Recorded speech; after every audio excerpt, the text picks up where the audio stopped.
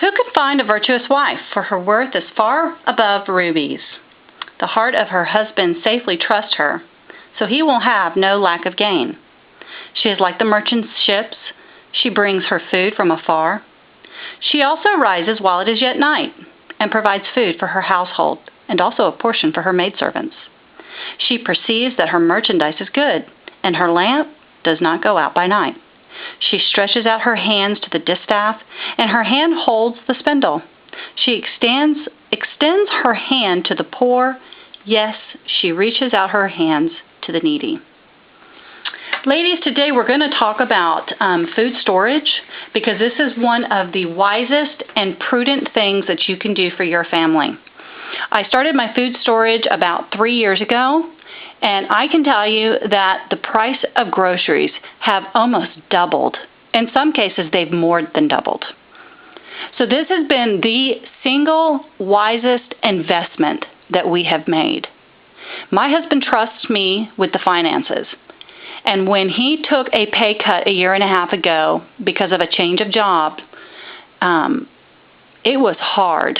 It was hard to cut back. Fortunately, I had the prudency, I guess you could say, to see that trouble was coming. You cannot be informed with what is going on with our economy and not understand the devastating effects that is going to have on your disposable income, your savings, and your everyday budget. So, with that as my preface and the reason for my experiential knowledge on this subject, I want to share with you the things that you should consider storing up, just like Proverbs tells us to, so that you are able to cushion your family and save your dinner table from the devastating effects of either a job loss, an interruption in your income. If your husband is self-employed, you know exactly what I'm talking about. If your husband has recently lost a job or has even expressed to you his concerns about losing his job, then that's another reason why you should do this. But putting all that aside, the Bible tells us to be prudent. It tells us how to live, ladies. So if you're wanting to be a prudent woman, a Proverbs 31 lady, listen up. Many of these items have been stored for over a year. They are much more expensive today than they were the day that I bought them. In addition to my everyday items that can be purchased on the center aisle of the grocery store, I have also stored up cleaning supplies, personal hygiene, and pet supplies. I do not want my family to be without, and that includes my dogs, my little four-legged children. I do not want them to be without the things that they are used to. On the medicine and first aid and personal hygiene, these would be the things that you would find in your bathroom or in a closet where you keep your first aid items. If you have children, you really should consider storing up extras of first aid, or even if you have a baby in diapers or one that's still in pull-ups, those are extra things too that you should have on hand. You're probably thinking, oh my gosh, that would cost a fortune. Actually, no, it wouldn't. If you are a couponer, you know exactly what I'm talking about. The whole idea of storing up extra does not even frighten you, because you know that there are some good deals out there. One of the verses that I read to you in the beginning of this quick video is that she stays up late and her light does not go out. Her lamp does not go out at night. I can totally relate to that, because sometimes I'm up late at night searching for good deals, because I have already experienced and seen the benefits of investing in food storage.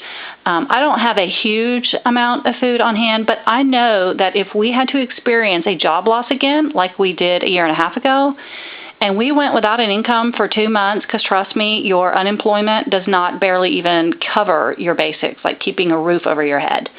If it was not for the fact that I had a food storage, it probably would have been pretty scary, because we had a complete change in our lifestyle. But I had prudently prepared our family for such an event, and so when it happened, it was just a matter of implementing the plan that I had in place. And if that is something you're interested in, just let me know. I will be happy to do a video on that. But right now, I just want you to think about those items you pick up every week at the grocery store on the inside lanes, on those inside aisles. Those are non-perishable paper products, cleaning products, personal hygiene, everyday food items. Those are the things that you can store more of. You can buy them in bulk, although it is much cheaper if you are using your grocery store card and couponing. We will be doing a video on couponing. I have a friend who has shared with me some of her tips and secrets. I got a couple of friends who are just pros at it. I would not even come close to being a pro, but I'm getting there. So everyday items, shelter your family, save your dinner table from rising prices, food disruptions, and even emergencies. We all remember what it was like to go through a hurricane and have major disruptions in food delivering because the grocery stores didn't have a lot of power. So every one of you can relate to some of the scenarios that I've just explained to you, and I am praying that you too will discern what your family's needs are and prudently prepare. We are only one generation, maybe two depending on your age, from food storage. Our grandparents always had extras of the things that they enjoyed in their pantry, and they would consider you to be a foolish and unwise steward of your resources if you too did not store up during the fat years so that you could provide for your family in those skinny years. We all have to eat, but you can't eat that brand new car, you can't eat the fancy iPhone, and you certainly cannot eat or even hold in your hand that 401 or that investment account. So, God bless you, and store up, ladies.